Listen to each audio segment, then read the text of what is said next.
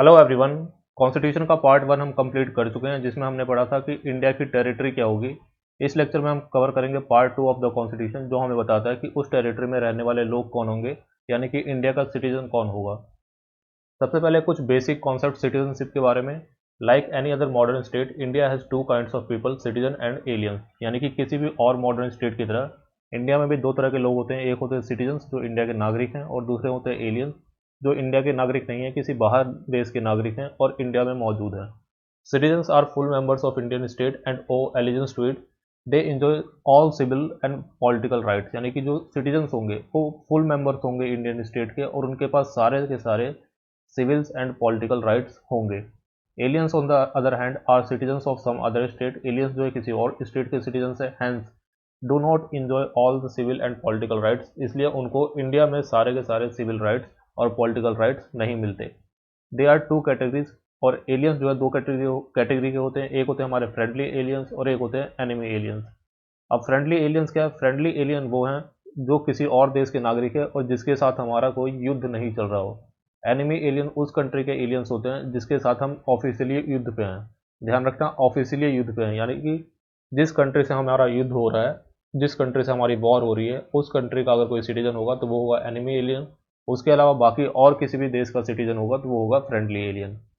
Enemy aliens are enemy aliens enjoy lesser rights than friendly aliens. Example, they do not enjoy protection against arrest and detention under Article 22। यानी कि जो enemy alien होगा उसके पास कम rights होंगे friendly alien से, क्योंकि जो enemy alien है वो हमारे लिए डेंजरस हो सकता है, क्योंकि वो उस कंट्री का सिटीजन है जिसके साथ हमारी वॉर चल रही है। तो ऐसा कोई अगर एनिमी एलियन है तो उसको हम अरेस्ट भी कर सकते हैं, क्योंकि उसके पास अरेस्ट एंड डिटेंशन की जो प्रोटेक्शन है, जो कि आर्टिकल 22 के अंदर दी गई है, वो उसके पास मौजूद नहीं है। दोबारा से समझो। एलियंस जो है दो टाइप के हैं, friendly aliens, enemy aliens. Enemy aliens वो हैं जिसके साथ हमारा उस समय उस देश के साथ ऑफिशियली युद्ध चल रहा हो, और क्योंकि उस देश के साथ हमारा ऑफिशियली युद्ध चल रहा है, उस देश के सिटीजन को हम और कम राइट देते हैं। यानी कि उसको ये राइट भी नहीं है कि वो इंडिया के अंदर ठीक से घूम सके, उसको हम चाहे तो अरेस्ट भी कर सकते हैं। ठीक है, तो ये जो अरेस्ट एंड डिटेंशन का प्रोविजन है वो आर्टिकल 22 के अंदर दिया हुआ है। इसको जब हम आर्टिकल 22 कवर करेंगे तो उसमें उस समय और डिटेल में देखेंगे।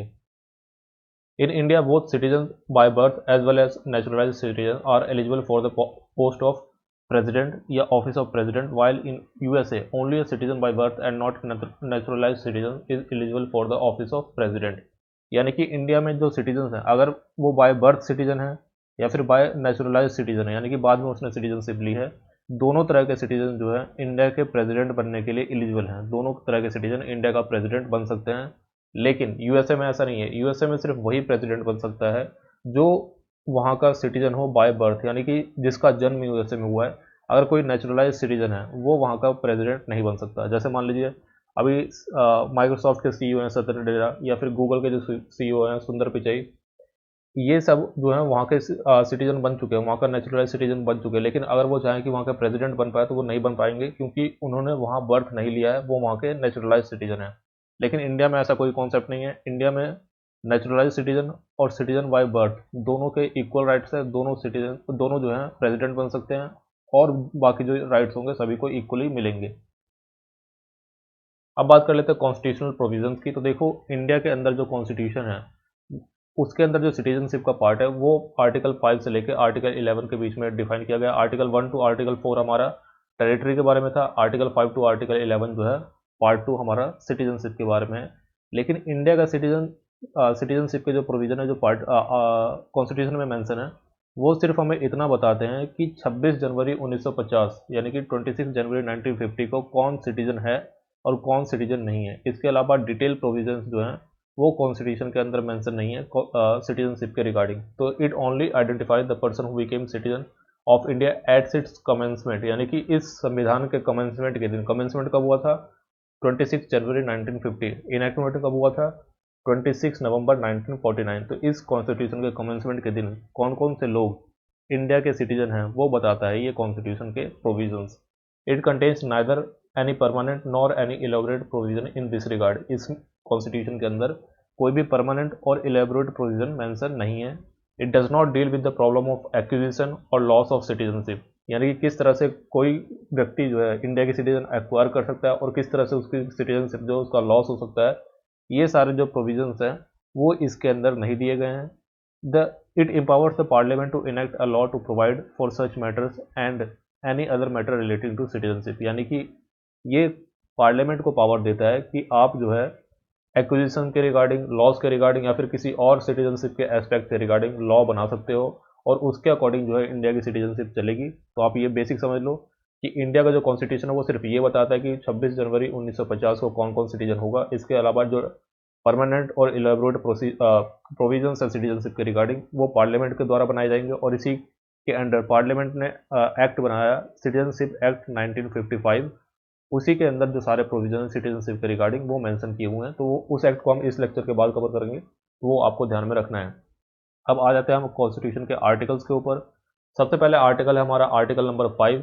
आर्टिकल नंबर 5 हमें ये बताता है कि इस कॉन्स्टिट्यूशन के कमेंसमेंट के टाइम पे कौन कौन से लोग जो है इंडिया के सिटीजन होंगे। Citizenship at the commencement of constitution. At the commencement of this constitution every person who has his domicile in the territory of India, यानी कि पहली कंडीशन तो ये है कि जिन भी लोगों को इंडिया का सिटीजनशिप माना जाएगा वो डोमिसाइल होने चाहिए टेरिटरी ऑफ इंडिया के।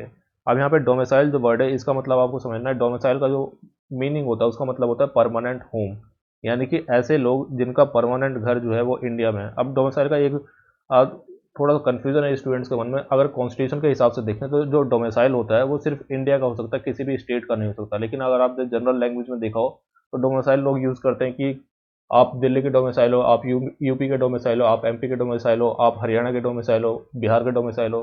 तो जनरल लैंग्वेज में ये यूज़ किया जाता है कि आप किस स्टेट के रहने वाले हो, इसके लिए डोमिसाइल वर्ड यूज़ किया जाता है। लेकिन कॉन्स्टिट्यूशन के अकॉर्डिंग डोमिसाइल का मतलब होता है परमानेंट होम, और डोमिसाइल जो है एक व्यक्ति सिर्फ और सिर्फ इंडिया का हो सकता है। स्टेट वाइज डोमिसाइल हमारा इंडियन कॉन्स्टिट्यूशन रिकॉग्नाइज नहीं करता, लेकिन आम बोलचाल की भाषा में या जनरल प्रोविजंस में भी डोमिसाइल का मतलब समझा जाता है कि स्टेट का किस स्टेट का रहने वाला है।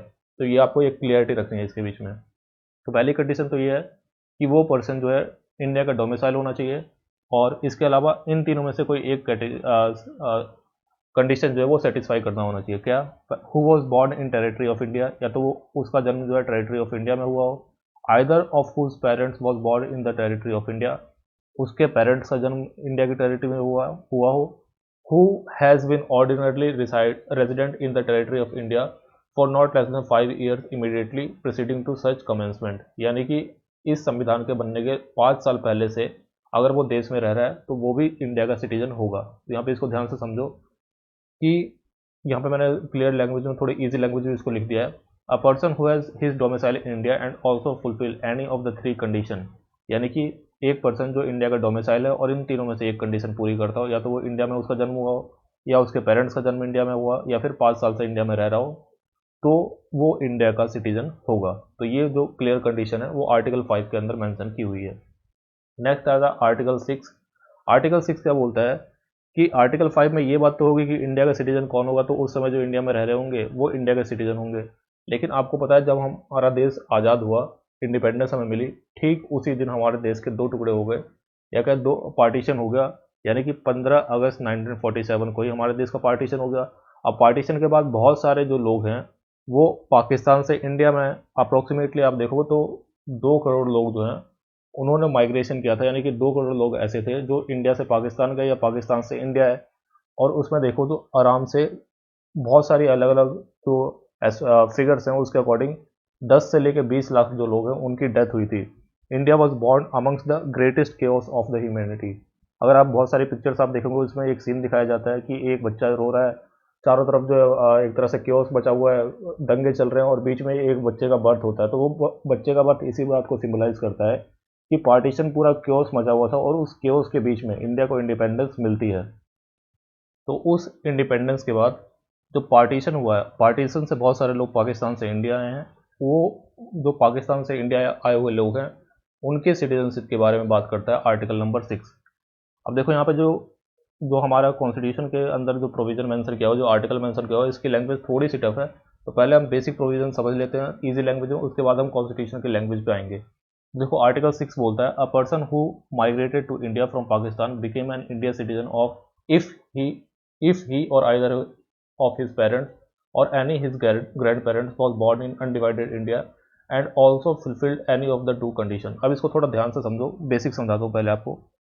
आर्टिकल 6 के अंदर एक डेट मेंशन की हुई है 19 जुलाई 1948।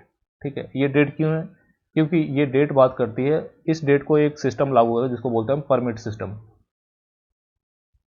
परमिट सिस्टम, अब ये परमिट सिस्टम आपने सुना होगा, अगर आपने ये डायलॉग सुना है, अगर एक कागज़ पे मुहर नहीं लगेगी तो क्या तारा पाकिस्तान नहीं जाएगा। ये जो तारा पाकिस्तान जाने के लिए जो मुहर लगवा रहा है वो मुहर है परमिट सिस्टम। यानी कि 19 जुलाई 1948 के पहले जो लोग आ गए वो तो फ्री फ्लो चल रहा था कि जिसकी मर्जी जाओ जिसकी मर्जी आ जाओ।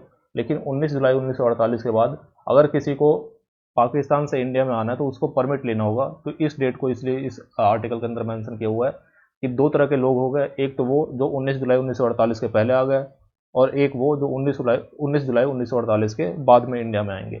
दोनों के लिए एक कंडीशन फुलफिल करना जरूरी है कि उनके या तो वो इंडियन सिटीजन हो सकते हैं, अगर वो भारत के नागरिक हैं, उनके पेरेंट्स में से कोई भारत के नागरिक हैं, और या फिर उनके ग्रैंड पेरेंट्स में से कोई भारत के नागरिक है। लेकिन ये भारत के नागरिक किसके बारे में बात कर रहे हैं? ये बात कर रहे हैं अनडिवाइडेड इंडिया की। अनडिवाइडेड इंडिया का मतलब क्या है कि उस समय का जो पाकिस्तान या बांग्लादेश था वो भी उसके अंदर एडेड है। जो इंडियन गवर्नमेंट एक्ट 1935 था उसके अकॉर्डिंग जो इंडिया की टेरिटरी थी उसको बोला जा रहा है यहाँ पे अनडिवाइडेड इंडिया। तो सिंपल मतलब ये है कि अगर कोई व्यक्ति है जो अनडिवाइडेड इंडिया का सिटीजन है, या फिर उसके पेरेंट्स अनडिवाइडेड इंडिया के सिटीजन्स हैं, या फिर उसके ग्रैंड पेरेंट्स अनडिवाइडेड इंडिया के सिटीजन हैं, तो वो भी सिटीजनशिप बन जाएंगे। लेकिन एक कंडीशन वहाँ पे उनको फुलफिल करनी होगी, in case he migrated to India before 19 जुलाई 1948। यहाँ पे 19 जुलाई 1948 he had been ordinarily residing resident in India since the date of his migration. यानी कि 19 जुलाई 1948 के पहले आ गया हो और उसके बाद से वो इंडिया में रह रहा हो तो उसको आराम से सिटीजन मान लिया जाएगा। In case he migrated to India on or after 19 July 1948 he had been registered as a citizen of India. अगर वो 1948 19 जुलाई के बाद आया तो उसको एज अ सिटीजन रजिस्टर करना पड़ेगा। But a person could be a so registered only if he had been resident of India for a 6 month preceding to the date of application for registration. यानी कि जब वो application देगा registration के लिए तो उसके पहले 6 महीने से वो इंडिया में रहता हुआ होना चाहिए। तो ये आपको ध्यान रखना है कि 1948 के पहले आया है, 19 जुलाई 1948 के पहले आया तो डायरेक्टली सिटीजन बन जाएगा।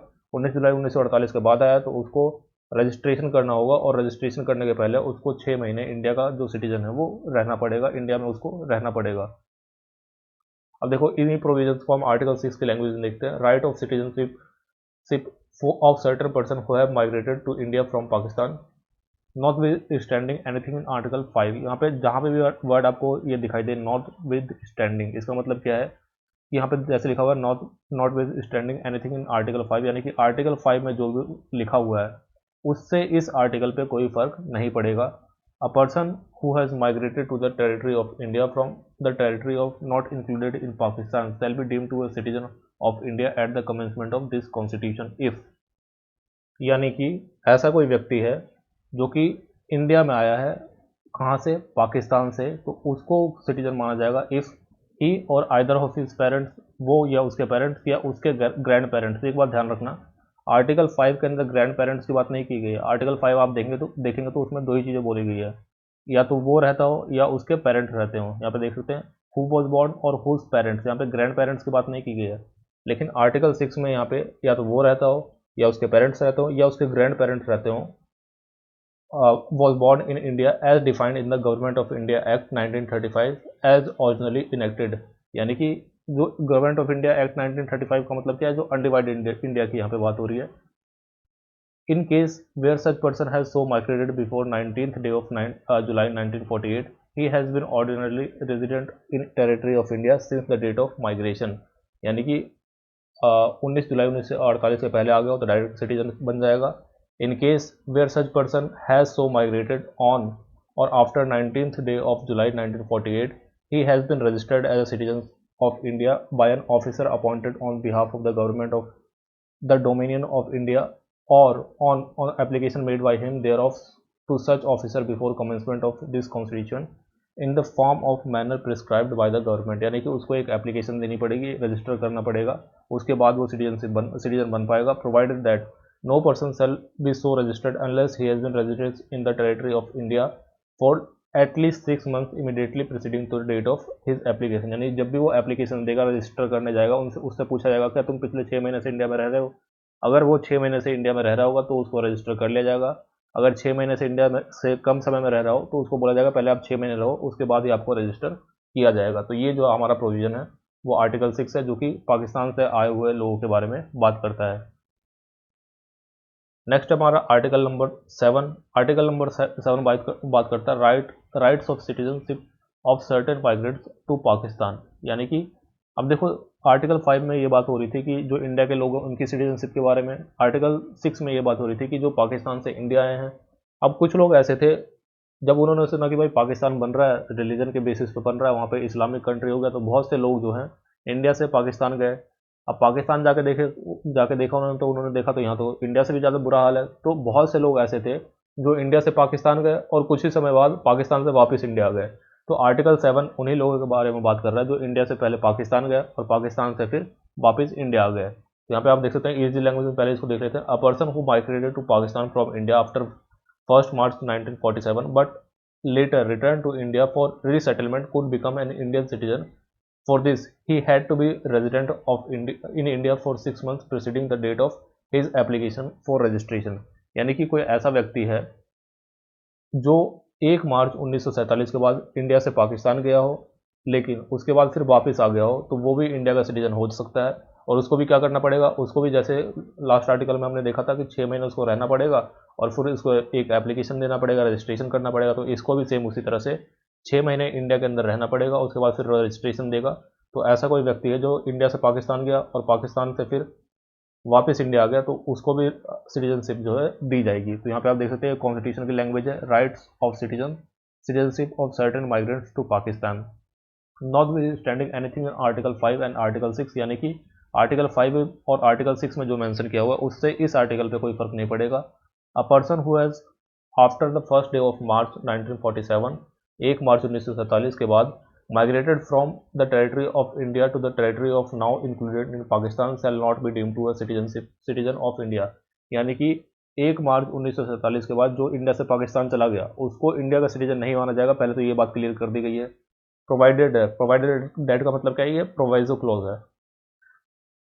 that nothing in this article shall apply to a person who, after having so migrated to the territory now included in Pakistan, has returned to the territory of India under a permit for resettlement or permanent return issued by or under territory of any law, and every such person shall, for the purpose of clause B of Article 6, deemed to have migrated to the territory of India after the 19th day of July 1948। यानी कि जो article 6 का clause B आप देखें तो उसमें उसके अंदर क्या मेंशन किया हुआ है, ये जो डेट मेंशन की हुई है उसके बाद अगर कोई व्यक्ति आ गया है इंडिया के अंदर तो उसको भी सिटीजनशिप माना जाएगा। बेसिकली आप इतना समझ लो कि अगर कोई इंडिया से पाकिस्तान गया 1 मार्च 1947 के बाद और उसके बाद फिर पाकिस्तान से वापस इंडिया आ गया, तो उसको भी इंडिया का सिटीजन मान लिया जाएगा। उसको 6 महीने इंडिया में रहना पड़ेगा, फिर रजिस्टर करना पड़ेगा और वो इंडिया का सिटीजन बन जाएगा। अब देखो, आर्टिकल 5 में बात होगी कि इंडिया में कौन रहता है, आर्टिकल 6 में बात होगी कि इंडिया से पाकिस्तान से जो इंडिया में आए हैं वो भी इंडिया के सिटीजन होंगे। आर्टिकल 7 में बात होगी कि कोई इंडिया से पाकिस्तान गया और वापस इंडिया आ गया तो वो भी सिटीजन होगा। आर्टिकल 8 में बात हुई है कि अगर कोई ऐसा व्यक्ति है जो इंडिया के बाहर रहता है, यानी कि इंडिया के बाहर चला गया है, लेकिन इंडिया के बाहर का मतलब यहाँ पे पाकिस्तान इंक्लूडेड नहीं है। यानी कि कोई ऐसा व्यक्ति है जो इंडिया के बाहर गया हो, पाकिस्तान के अलावा किसी कंट्री हो, मान लीजिए इंडिया से कोई बाहर यूएस चला गया, यूके चला गया, फ्रांस चला गया, तो उन लोगों की सिटीजनशिप की बात हो रही है आर्टिकल नंबर 8 में। तो यहाँ पे दिया हुआ है rights of citizenship of certain persons of Indian origin residing outside India. यानी कि कोई ऐसा व्यक्ति है जो इंडिया का बाहर रह रहा है, अब उसे पता लगा कि भाई इंडिया आज़ाद हो गया, इंडिपेंडेंट हो गया, तो उसका मन क्या है कि अब हम भी आके इंडिया में रहेंगे, तो उसको किस तरह से सिटीजनशिप मिलेगी वो मेंशन किया गया है इस आर्टिकल के अंदर। तो पहले इजी लैंग्वेज में इसको देख लेते हैं। अ पर्सन हु और एनी ऑफ हुज पेरेंट्स और grand parents was born in undivided India. यानी कि कोई ऐसा व्यक्ति है जिसका जन्म इंडिया में हुआ, और इंडिया कौन सी इंडिया की बात हो रही है, अनडिवाइडेड इंडिया की बात हो रई है।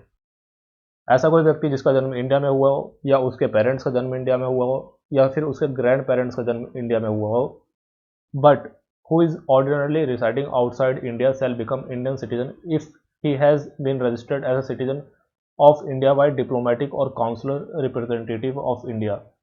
अब यहाँ पे एक देखो इशू है, अगर मान लो हम किसी को बोलते हैं कि आप इंडिया के बाहर रहते हो, आप इंडिया का सिटीजन बन सकते हो, लेकिन पिछले केस में हमें देखा कि उनको इंडिया में आके 6 महीने रहना पड़ेगा और फिर रजिस्ट्रेशन करवाना पड़ेगा। अब कोई व्यक्ति बाहर सेटल है, उसको 6 महीने रहकर रजिस्ट्रेशन करवाना पड़ेगा, तो इनके लिए एक प्रोविजन किया गया कि आपको इंडिया में उस समय इमीडिएट आने की जरूरत नहीं है। आप क्या करो, he has been registered as a citizen of India by the diplomatic or consular representative. हर कंट्री के अंदर इंडिया के कुछ डिप्लोमेटिक और काउंसलर रिप्रेजेंटेटिव होते हैं, वहाँ पे जाके आप अपने आप को as a citizen of India register करवा लो in the country of his residence. जिस कंट्री में आप रह रहे हो वहीं पे जाओ, वहाँ पे जो इंडिया के काउंसलर है या इंडिया के जो रिप्रेजेंटेटिव है उसके पास जाओ और वहाँ पे अपने आप को रजिस्टर करवा लो as a citizen of India, whether before or after the commencement of constitution. और ये काम आप करवा सकते हो कमेंसमेंट होने के बाद, यानी कि कॉन्स्टिट्यूशन अप्लाई होने के बाद और उसके पहले भी। This this provision covers the overseas Indians who may want to acquire Indian citizenship. यानी कि ऐसे इंडियंस जो इंडिया के बाहर रह रहे हैं और इंडिया के सिटीजन बनना चाहते हैं, तो उनके लिए ये प्रोविजन है। अब इसी को हम कॉन्स्टिट्यूशन के लैंग्वेज में पढ़ते हैं। Not with standing anything in article 5, article 5 में जो लिखा हुआ है उस पर उससे इसके ऊपर कोई फर्क नहीं पड़ेगा। Any person or either whose parents or any of whose grandparents was born in India as defined in government of India act 1935 originally enacted. यानी कि अनडिवाइडेड इंडिया में या तो वो रहता हो, उसके पेरेंट्स रहते हो, या उसके ग्रैंड पेरेंट्स रहते हो, and who is ordinarily residing in any country outside India as so defined shall be deemed to be a citizen of India if he has been registered as a citizen of India by diplomatic or consular representative of India in the country where he is for the time being residing on the application made by him thereof to such diplomatic or consular representative, whether before or after the commencement of this constitution, in the form and manner prescribed by the government of India, government of dominion of India और government of India. ठीक है, कहने की बात यही है कि बाहर जाके जिसने रजिस्टर करवा लिया है वहाँ के काउंसलर या रिप्रेजेंटेटिव को, तो वो भी इंडिया का सिटीजन माना जाएगा। यहाँ पे अगर सम करें तो पूरे का समरी देखें तो यहाँ पे 4 तरह की बात हो रही है। आर्टिकल 5 हमें बता रहा है कि वो लोग जो इंडिया के सिटीजन हैं जो उस समय इंडिया में रह रहे हैं। आर्टिकल 6 हमें बता रहा है कि ऐसे लोग जो पाकिस्तान से माइग्रेट होकर इंडिया में आए वो भी सिटीजन हैं। आर्टिकल 7 हमें बता रहा है कि ऐसे लोग जो इंडिया से पाकिस्तान गए और वापस पाकिस्तान से इंडिया आ गए वो भी सिटीजन हैं। आर्टिकल 8 हमें बता रहा है कि ऐसे लोग जो इंडिया के बाहर रह रहे हैं, पाकिस्तान के अलावा किसी और कंट्री में रह रहे हैं, अगर वो चाहें तो वो भी इंडिया की सिटीजनशिप ले सकते हैं। अब इसके बाद करें आर्टिकल 9, आर्टिकल 10 और आर्टिकल 11। सिंपल से आर्टिकल से इनको कवर करते हैं। जो कॉन्स्टिट्यूशन की लैंग्वेज है उसको बाद में देखेंगे, पहले नॉर्मल जो इजी लैंग्वेज है उसमें इसको देख लेते हैं। आर्टिकल 9 बोलता है no person shall be a citizen of India or to be deemed to a citizen of India if he has voluntarily acquired the citizenship of foreign state. Simple सी बात ये कह रहा है कि अगर कोई ऐसा व्यक्ति है जिसने बाहर के किसी देश से फॉरेन स्टेट की सिटीजनशिप ले ली है तो वो इंडिया का सिटीजन नहीं होगा। आर्टिकल नंबर 10 बोलता है every person who is or deemed to be citizen of India shall continue to be such citizen subject to the provision of any law made by parliament. यानी कि जो ये पीछे प्रोविजन हमने पढ़े 5 से लेकर 8 तक, उसके अकॉर्डिंग कोई सिटीजन है तो वो सिटीजन बना रहेगा, लेकिन पार्लियामेंट कोई भी लॉ बनाती है तो वो उसके ऊपर एप्लीकेबल होगा। कहने का मतलब ये है कि पार्लियामेंट जो है सिटीजनशिप के रिलेटेड कोई भी लॉ बना सकती है और ये जो एग्जिस्टिंग लॉ है जो कॉन्स्टिट्यूशन के अंदर मेंशन है इसको भी चेंज कर सकती है। आर्टिकल 11 बोलता है parliament shall have the power to make any provision with respect to the acquisition and termination of citizenship and all other matters relating to citizenship. यानी कि पार्लियामेंट के पास ये पावर है कि वो सिटीजनशिप की एक्विजिशन के रिलेटेड या फिर टर्मिनेशन के रिलेटेड कोई भी कानून बना सकती है, और इसी पावर का यूज़ करते हुए इंडियन की पार्लियामेंट ने बनाया सिटीजनशिप एक्ट 1955। देख सकते हो आप, ये सेम लैंग्वेज थोड़ी सी लैंग्वेज चेंज करके जो कॉन्स्टिट्यूशन है उसमें मेंशन किया हुआ है। आर्टिकल 9 मेंशन करता है person voluntarily acquiring citizenship of foreign state not to be citizen. यानी कि जो बाहर की सिटीजनशिप ले लेता है वो सिटीजन नहीं होगा। No person shall be a citizen of India by virtue of article 5 or to be deemed to be citizen of India by virtue of article 6 or article 8 if he has voluntarily acquired citizenship of foreign state. अगर वो बाहर की citizenship ले लेता है, किसी और country की सिटीजनशिप ले लेता है, तो वो इंडिया का सिटीजन नहीं होगा, क्योंकि इंडिया में आपको सिंगल सिटीजनशिप दी जाती है। आर्टिकल 10 बात करता है continuance of the rights of citizens. यानी कि राइट्स जो होंगे every person who is or is deemed to be citizen of India under any of the foregoing provision of this part shall subject to the provisions of any law that be made by parliament continue to be such citizen। यानी कि वो कोई भी India citizen, कोई भी व्यक्ति जो है इंडिया का सिटीजन है तो वो सिटीजन रहेगा, लेकिन उसके ऊपर जो पार्लियामेंट के लॉज हैं वो एप्लीकेबल होंगे। Article 11, parliament to regulate the right of citizen by law, यानी कि पार्लियामेंट के पास पावर है वो लॉ से सिटीजनशिप के राइट्स जो हैं वो रेगुलेट कर सकती है। Nothing in the foregoing provision of this part shall derogate from the power of parliament to make any provision with respect to the acquisition and termination of citizenship and all other matter relating to citizenship। यानी parliament का power है कि इस provisions के बावजूद, इस provision को ध्यान में रखते हुए या इसके अलावा भी पार्लियामेंट कोई भी लॉ बना सकती है सिटीजनशिप के एक्विजिशन या फिर टर्मिनेशन के रिलेटेड। और इसी पावर का यूज़ करते हुए पार्लियामेंट ने इनेक्ट किया सिटीजनशिप एक्ट 1955, जिसको हम अगले लेक्चर में कवर करेंगे। तो अभी के लिए इस लेक्चर में इतना ही, अगले लेक्चर में हम पढ़ेंगे सिटीजनशिप एक्ट 1935। अब इस लेक्चर के नोट्स आपको किस तरह से बनाना है, तो आपको पहले की तरह नोट्स बनाने कॉर्नेल मेथड का यूज़ करना है। ऊपर यहाँ पे टॉपिक लिखना है आपको, नीचे समरी के लिए स्पेस छोड़ना है, यहाँ पे आपको सब टॉपिक लिखना है।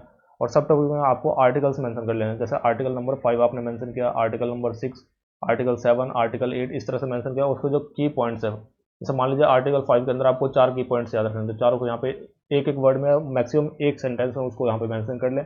उसको फिर एक्टिवली रिकॉल करें, जो पॉइंट्स आपको याद आ जा रहे हैं उसको रहने दें, जो पॉइंट्स आपको याद नहीं आए एक्टिवली रिकॉल करने के बाद उसको आप हाईलाइट कर लें, उसको दोबारा पढ़ें। और जब आप देखेंगे बाद में आपको धीरे धीरे सारे के सारे पॉइंट्स जो हैं आपके टिप्स पे होंगे, आपके एक्टिव रिकॉल इसको कर पाएंगे और एग्जाम में अपनी एक्यूरेसी को इंक्रीज कर पाएंगे। अभी के लिए वीडियो में इतना ही। Thank you.